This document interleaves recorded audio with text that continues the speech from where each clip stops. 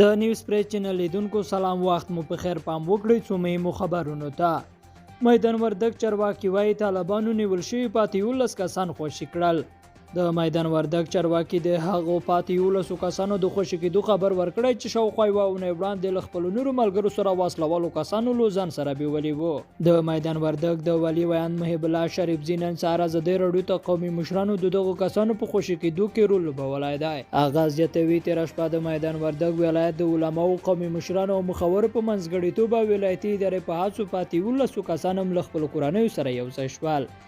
بلخوا په هرات ولایت کې د ګبینو د تولید سږنۍ کچه 200 ټنو ته ورسېده. د افغانستان د کرنې، اوبو لګولو او مالدارۍ وزارت ویاند اکبر رستمي نن د سه شنبې په ورځ ازادۍ راډیو ته وویل د هرات ولایت په کچه د ګبینو یا شاتو مچیو 593 فرمونه فعالیت لري چې له یادو فرمونو سږکال 200 مټریک ټنه ګبین تولید شوی دی.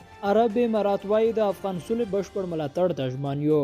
د بهرنیو چارو وزیر حنیف اتمر له خپل اماراتي سیال شیخ عبدالله بن زید سره په ابوظبي کې کتلې دي. د بهرنیو چارو وزارت د معلوماتو له مخې په دې لیدنه کې پر افغان سوله او سوداګریزو اړیکو خبرې اترې شوې دي. سرچینه کاږي چې د متحده عربي اماراتو د بهرنیو چارو وزیر ویلي چې هیواد د افغان سولې بشپړ ملاتړ سربیره له افغانستان څخه د ملاتړ سیمه ییز اجماع په پیاوړي کولو کې هم همکاریو ته ژمن دی. هغه د غرض په اماراتو کې د افغان کارګرو پر شتون خوښي څرګنده کړې او زیاته کړې ده چې دوی به په دغه هیواد کې د میشتو افغانانو ستونزو په حال کې هم پوره هڅه وکړي. او هوایي برید غزني کې 4 ماشومانو ته مرګ ژوبله اړولې.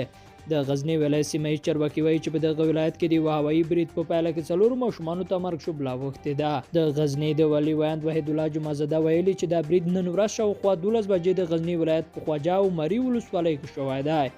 د هغه په خبره په دې برید کې 2 ماشومان وژل شوي او 2 نور ټپیان دي. لیدونکو له ملتیا مننه، ښې چارې.